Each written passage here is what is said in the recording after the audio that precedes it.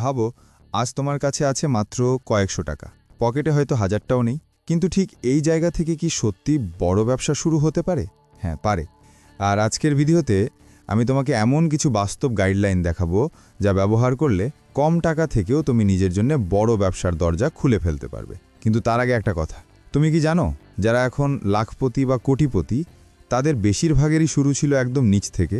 আর একটা মজার তথ্য, বিশ্বের ৬২% সফল উদ্যোক্তা প্রথম বছরে তাদের ব্যবসা শুরু করেছিলেন একেবারে সীমিত টাকা দিয়ে। হ্যাঁ, ঠিক শুনেছ, টাকা কম থাকা কোনো বাধা না, বরং এটা তোমাকে বেশি স্ট্র্যাটেজিক্যালি ভাবতে শেখায়। আজকের ভিডিও তুমি শেষ পর্যন্ত দেখো, কারণ কিছু পয়েন্ট শুনলে তোমার মাথায় সরাসরি নতুন আইডিয়া ঢুকে যাবে। আর হ্যাঁ, মাঝে মাঝে তোমাকে হাসিও দেব, কারণ শুধু টেনশনে ব্যবসা হয় না। চলো শুরু করি। পয়েন্ট ১, কম টাকা মানে ছোট শুরু কিন্তু বড় ভিশন। আমাদের একটা প্রবলেম হলো, শুরুতেই আমরা ভাবি বড় শোরুম লাগবে, অনেক লোক লাগবে, লাখ টাকা লাগবে। কিন্তু সত্যিটা হলো ব্যবসা বড় হয় ভিশন দিয়ে, শুরুর টাকায় না। ধরা যাক তোমার কাছে ২,০০০ টাকা আছে, এটা দিয়ে কি তুমি বড় কিছু করতে পারবে? অবশ্যই পারবে, যদি তুমি ছোট করে শুরু করার ভয়টা কাটিয়ে ফেলো। উদাহরণ হিসেবে ধরো ছোট সার্ভিস ব্যবসা, রিসেলিং, ডিজিটাল পণ্য, লোকাল মার্কেটে মাইক্রো ডিমান্ড গুডস। এগুলো শুরু করতে বড় টাকা লাগে না, লাগে শুধুই তোমার সময় আর ধারাবাহিকতা। এখন হয়তো ভাবছো যে সময় দিলে হবে, কিন্তু লাভ হবে তো? হবে, কারণ সফল ব্যবসার প্রথম ধাপ কখনো লাভ না, প্রথম ধাপ হলো শেখা। তুমি জানো কি, একটা ব্যবসার প্রথম ৩ মাসেই এমন একটা জিনিস থাকে যা ঠিক করলে লাভ নিশ্চিত হয়। চলো পরের পয়েন্টে সেটা নিয়ে বলি। পয়েন্ট ২, মার্কেট বুঝে নাও। টাকা নেই বলে ভুল জায়গায় ঢুকে যেও না। কম টাকায় ব্যবসা মানে তোমাকে খুব হিসাব করে চলতে হবে। আর প্রথম ভুলটা করে সবাই, তারা এমন কাজে ঢোকে যেখানে মার্জিন কম অথবা ডিমান্ড নেই। মার্কেট রিসার্চ শুনলে হয়তো ভয় লাগতে পারে, মনে হয় বড় বড় কোম্পানির জিনিস, কিন্তু আসলে রিসার্চ মানে হলো কে কি চায়, কোথায় চায়, কত দামে চায়, এই ৩টে জেনে নেওয়া। একটু মজা করে একটা প্রশ্ন করি, তোমার কাছে ২৫০০ টাকা থাকলে তুমি কি এগুলো নিয়ে শপিং মলে গিয়ে ব্যবসা শুরু করতে চাও? না ভাই, কারণ সেখানে রেন্ট দিয়ে তোমার ঘাম শুকিয়ে যাবে। স্থান ঠিক করা আর কাস্টমার ঠিক করা, এই দুটোই সবথেকে বড় খেলা। এখন ধরো তোমার এলাকায় মানুষ প্রতিদিন কি কিনছে?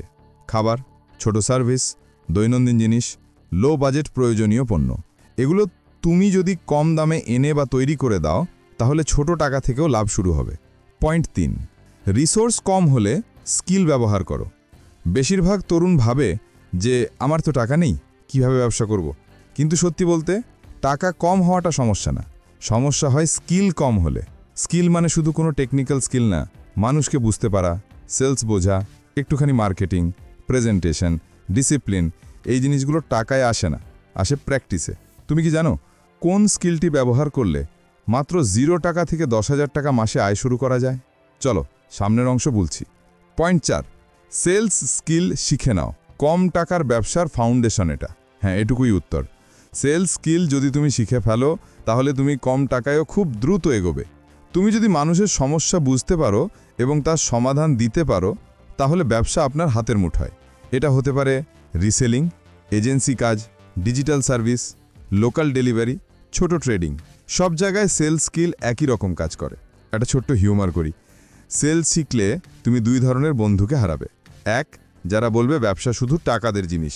২, যারা সব কিছুর আগে ঝামেলা হবে বলে ভয় দেখায়। পয়েন্ট ৫, ছোট লাভও প্রথম ৬ মাসে বড় হয়। যারা কম টাকা দিয়ে শুরু করে তাদের একটা বড় ভুল হলো, তারা ভাবেন লাভ কম তাই এই ব্যবসা টিকবে না। কিন্তু ব্যবসার প্রথম ৬ মাস লাভ দেখার সময় না। প্রথম ৬ মাস হলো কাস্টমার টেস্ট করা, মার্কেট বোঝা, কোন পণ্য চলে কোনটা চলে না, কস্ট কমানো, সিস্টেম তৈরি করা। সব ব্যবসায় প্রথম ৬ মাস ছোট ছোট লাভ দিয়ে শুরু হয়। একটা উদাহরণ দিই, ধরো তুমি রিসেলিং শুরু করলে, প্রথমে দিনে ৫০ টাকা লাভ হলো, তারপর ১০০, তারপর ৩০০। ছোট মনে হয় তো, কিন্তু এইটা যদি ১০০ দিন চলতে থাকে, তুমি ভাবতেই পারবে না কতটা বড় হয়। পয়েন্ট ৬, ভয় তোমাকে পিছনে টানে, কিন্তু ভয় তোমাকে সামনে ঠেলে দিতে পারে। ভয়টা স্বাভাবিক, যদি তুমি ভয় না পাও তাহলে ব্যবসা করছোই বাকি। কিন্তু ভয়কে থামিয়ে দিয়ে সামনে এগোনোটাই হলো উদ্যোক্তার কাজ। ডর লাগলে একটা কথা মনে রাখবে, ভয়ের পেছনে লুকিয়ে থাকে তোমার পরের লেভেল। একটা ছোট্ট প্যাটার্ন ইন্টারাপ্ট দিই, নিজেকে একটা প্রশ্ন করো, যদি আজ থেকে ১ বছর পর তুমি বড় একটা ইনকাম করো, তার জন্য আজ কি একটা ছোট পদক্ষেপ নিতে পারো? ভাবলে দেখবে সেই পদক্ষেপটায় টাকা লাগে না, লাগে সাহস। পয়েন্ট 7, ধারাবাহিকতা হচ্ছে গেম চেঞ্জার। কম টাকা দিয়ে ব্যবসা শুরু করতে চাইলে তোমাকে সবথেকে বেশি শক্তিশালী হতে হবে এই জায়গায়। ধরো তুমি কিছুর মধ্যে ঢুকেছো, আর 2 সপ্তাহ পর মনে হলো লাভ কম, চলো অন্যটা করি। এটা করলে তুমি কোনোদিন স্থির হতে পারবে না। ধারাবাহিকতা মানে প্রতিদিন ছোট করে এগোনো। ধারাবাহিকতা মানে কাস্টমার তোমাকে বিশ্বাস করতে শিখবে। কম টাকা দিয়ে ব্যবসা শুরু করা মানে এটা নয় যে তুমি পিছিয়ে আছো, বরং তোমার সামনে একটা ক্লিন স্লেট আছে। এখান থেকে তুমি নিজের গল্প লিখতে পারবে।